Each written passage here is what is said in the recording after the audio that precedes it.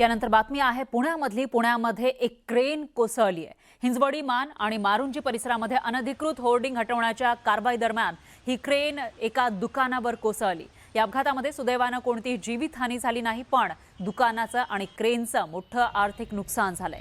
या घटनेनंतरही पीएमआरडीएचे अधिकारी किंवा पोलीस घटनास्थळी पोहोचले नाही, त्यामुळे नागरिकांनी तीव्र नाराजी व्यक्त केली आहे। तसंच नुकसानीची भरपाई कोण देणार असा सवाल सुद्धा उपस्थित केला जातोय।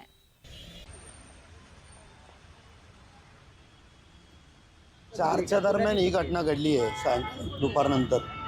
वास्तविक सकाळी मला वाटतं 11च्या दरम्यान ही कारवाईला सुरुवात झाली होती। हे करत असताना मला वाटतं थोडा निष्काळजीपणा झालेला आहे।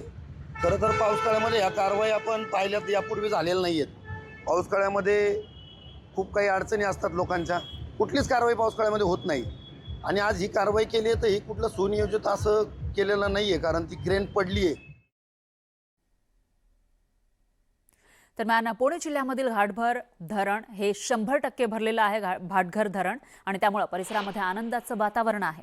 सलग झालेल्या मुसळधार पावसामुळे धरण पूर्ण क्षमतेने भरलेलं आहे।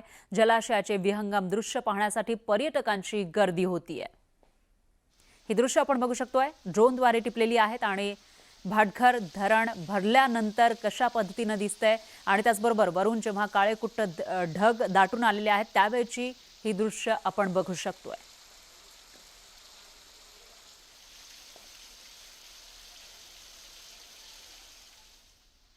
दरम्यान जळगावच्या धरणगाव तालुक्यामध्ये झालेल्या ढगफुटीसारख्या मुसळधार पावसामुळे पिंपरी गावातील अंजनी नदीला मोठा पूर आला।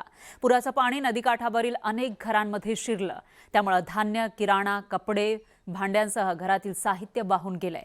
अनेक कुटुंबांचे संसार उघड्यावर आलेत। या घटनेची माहिती मिळताच महसूल विभागाचे अधिकारी घटनास्थळी पोहोचलेत। अंजनी नदीला आणखी पूर येण्याची शक्यता आहे, त्यामुळे नदीकाठावरील नागरिकांना सुरक्षित ठिकाणी हलवण्याचं काम सुरू केलंय। जळगाव जिल्ह्यातील धरणगाव तालुक्यात ढगफुटी सदृश्य पाऊस झाल्यामुळे अनेक घरांमध्ये पाणी शिरल्याचं चित्र आपल्याला बघावयास मिळत आहे। खास करून धरणगाव तालुक्यातील पिंपरी या ठिकाणी जे आहे अंजनी नदीला पूर आल्यामुळे नदीकाठची जी घरं आहेत त्यांच्या घरांमध्ये मोठ्या प्रमाणात पाणी शिरल्याचं चित्र आहे। आपण बघू शकतायत की या ठिकाणी मोठ्या प्रमाणामध्ये घरांमध्ये पाणी शिरलेलं आहे। नागरिकांना घरात जाण्यासुद्धा रस्ता नाही आहे। घरातलं सामान जो आहे तो पूर्णपणे अस्तव्यस्त झालेलं आहे। घरातलं साहित्य जे आहे ते वाहून गेलेलं आहे। घरातील धान्य जे होते वर्षभराचं त्याचं देखील मोठ्या प्रमाणात नुकसान झालेलं आहे। आपण या ठिकाणी बघू शकतायत की अशा पद्धतीने पूर्ण घरामध्ये अंजनी नदीच्या पुराचं पाणी साचलेलं आहे। घरातील भांडे बघा, आपण बघू शकतायत की कशा पद्धतीने पाण्यावर तरंगत आहेत। अगदी सर्वसामान्य गरीब कुटुंबातील लोकांची जी घरं आहेत ती घरं पाण्याखाली गेलेली आहेत। पिंपरी परिसरातील हा वडनगरी भाग आहे। खरं म्हणजे याच भागामध्ये मागील वर्षी देखील मोठ्या प्रमाणात पूर आल्यामुळे या परिसरातील घरांचं मोठ्या प्रमाणात नुकसान झालं होतं, नागरिकांचं मोठ्या प्रमाणात नुकसान झालं होतं। मागील वर्षी कुठलीही भरपाई मिळाली नव्हती। या नुकसानीच्या संदर्भात, आज आलेल्या पुराच्या संदर्भात आपल्यासोबत बोलण्यासाठी या ठिकाणचे काही नागरिक आहेत। ताई, काय सांगाल, कधी पुराचं पाणी शिरलं घरात? 3 वाजता, दुपारी 3 वाजता शिरलं घरात पाणी। पण आम्हाला जे जातं आमच्यावाला ते काहीच भरपाई भेटत नाही ना आम्हाला। गेल्या वर्षी पण पाणी घुसलं घरामध्ये, आमच्या बकऱ्या 2 वावल्या, धान्य खराब झालं आमच्यावाला, तरी पण काही देत नाही लोक आम्हाला। पंचनाम्यासाठी आले होते काही मंडळी? मग येतात ते पंचनामा करून घेतात, चालना जाता येता नाही ते घरी। बुवा तुम्हाला काही तुमच्यावाला आलंय का नाही आलंय ते काहीच देत नाही ते, आणि दुबारा फिरून पण बघत नाही ते आम्हाला। आता काय मागणी काय आपली प्रशासनाकडे? आमची जी भरपाई आहे ती करून द्या आम्हाला।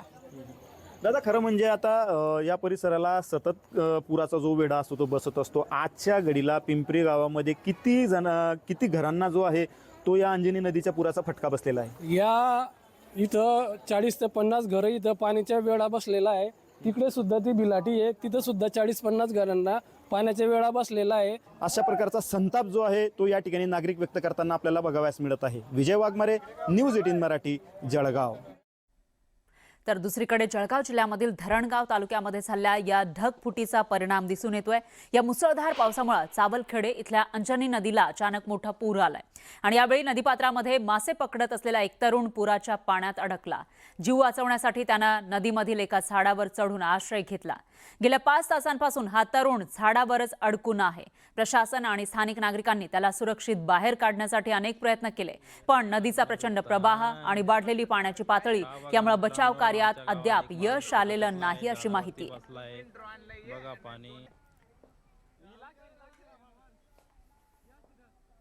दरम्यान जळगावच्या पारोळा तालुक्यामधील शेवगे बुद्रुक इथं नाल्याच्या पुरात 22 वर्षीय तरुण वाहून गेला. समाधान चोडामण भील असं या तरुणाचं नाव आहे. पुराची परिस्थिती पाहत असताना त्याचा पाय घसरून तो पाण्यात पडला अशी प्राथमिक माहिती समोर आली आहे. महसूल प्रशासन आणि आपत्ती व्यवस्थापन विभागाकडून या तरुणाचा शोध घेण्यासाठी युद्ध पातळीवर शोध मोहीम सुरू करण्यात आली.